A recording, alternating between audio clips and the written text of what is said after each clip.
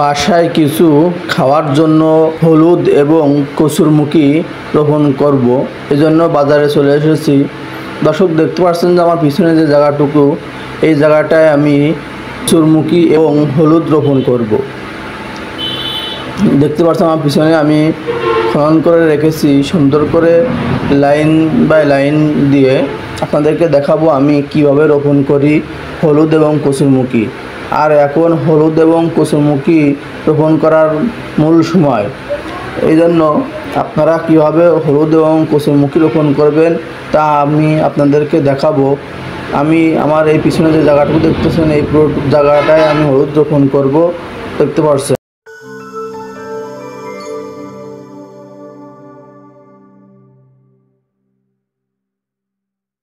আমি বাজারে চলে এসেছি কসুরমুখী এবং হলুদ ক্রয় করার জন্য। এই যে কসুরমুখী, পাশেই দেখতে পাচ্ছেন যে হলুদ। আমি 15 কেজি করে নিব। 15 কেজি হলুদ আর 15 কেজি কসুরমুখী নিব।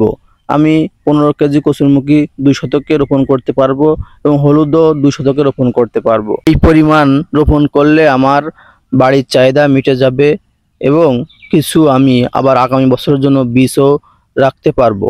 আমার আর নতুন করে বীজ ক্রয় করা লাগবে না, আমি এর থেকে বীজ বানিয়ে নেব।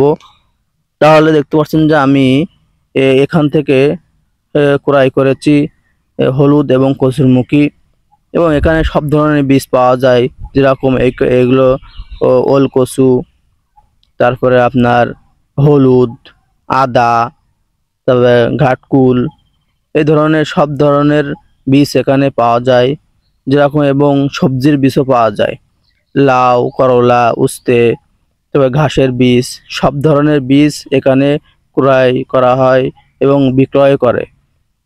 আপনাদেরকে দেখানোর জন্য আমি সুন্দরভাবে পিলি করে খুঁজে রেখেছি। দেখাবো আপনাদেরকে কিভাবে আমি হলুদ এবং কসুরমুখী রোপণ করি। আমি সর্বপ্রথম হলুদ রোপণ করব, আপনাদেরকে দেখাবো আমি কিভাবে হলুদ রোপণ করি এবং এক একটা বীজ থেকে আরেকটা বীজের ফাঁকা কতটুকু দিই, দূরত্ব কতটুকু দিই আপনাদেরকে দেখাবো। দেখতে পাচ্ছেন যে আমি হলুদ রোপণ করতেছি। এই দেখতে পাচ্ছেন যে একটা হলুদ দিয়েছি এবং আরেকটা হলুদ দিয়েছি, এবং এই দুইটার মাঝে প্রায় 6 আঙ্গুল 8 আঙ্গুল ফাঁকা আছে। আপনারা সর্বনিম্ন 6 থেকে 7 আঙ্গুল ফাঁকা দিবেন, তাহলে চারাও ভালো হবে এবং বেশি ঘন হবে না, আপনার ফলনও ভালো হবে। এজন্য আপনারা 7 আঙ্গুল 8 আঙ্গুল করে ফাঁকা দিবেন। এই যে দেখতে পাচ্ছেন, ঠিক একইভাবে কসুরমুখীও এভাবে আপনারা, কসুরমুখী একটু বেশি ফাঁকা দিতে হয়, তাদের জায়গা বেশি লাগে, এই জন্য আপনারা কসুরমুখী 8-10 আঙ্গুল করে ফাঁকা দিবেন। বীজ যদি ভালো হয় এবং বড় বীজ হয় তাহলে আপনারা 8-9 আঙ্গুল ফাঁকা দিবেন, দূরত্ব দিবেন, তাহলে আপনাদের গাছের গ্রোথও ভালো হবে এবং গাছে ফলনও ভালো হবে। এই জন্য আপনারা ওইভাবেই ফাঁকা দিবেন, দূরত্ব দিবেন। এই যে দেখতে পাচ্ছেন যে আমি 6 আঙ্গুল 7 আঙ্গুল করে ফাঁকা দিয়েছি।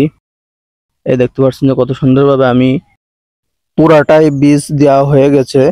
এই দেখতে পাচ্ছেন যে পুরা বইতে বীজ দেওয়া হয়ে গেছে। এবার আমার এই হলুদগুলা আমি ভালো করে ঢেকে দিব ঝুরা মাটি দিয়ে, যাতে করে চারাগুলো সুন্দরভাবে বের হতে পারে। দেখতে পাচ্ছেন যে আমি ঝুরা মাটি দিয়ে ঢেকে দিতেছি, যাতে করে চারাগুলা দ্রুত বের হয় এবং ভালোভাবে বের হয়। কোনো চাক মাটি দিব না, পুরোটাই ঝুরা মাটি দেব, যাতে করে কোনো বীজ মিস না যায়। এজন্য আপনারা সেভাবে খেয়াল করে ঢাকবেন, যাতে করে কোনো বীজে ঢেলা বা কোনো শক্ত মাটি না পড়ে, সেভাবে আপনারা ঢেকে দিবেন। ঢেকে দেওয়া হয়ে গেলে আপনারা যদি একটু বৃষ্টি হয় বা আপনাদের সেচ দিয়ে দেন, তাহলে আপনাদের তাড়াতাড়ি চারাগুলা বের হয়ে যাবে। বেহেশতের চাবি, নামাজ বাদ দিয়ে না বন্ধু, এপারের চেয়ে ওপারের জীবন বেশি সুন্দর।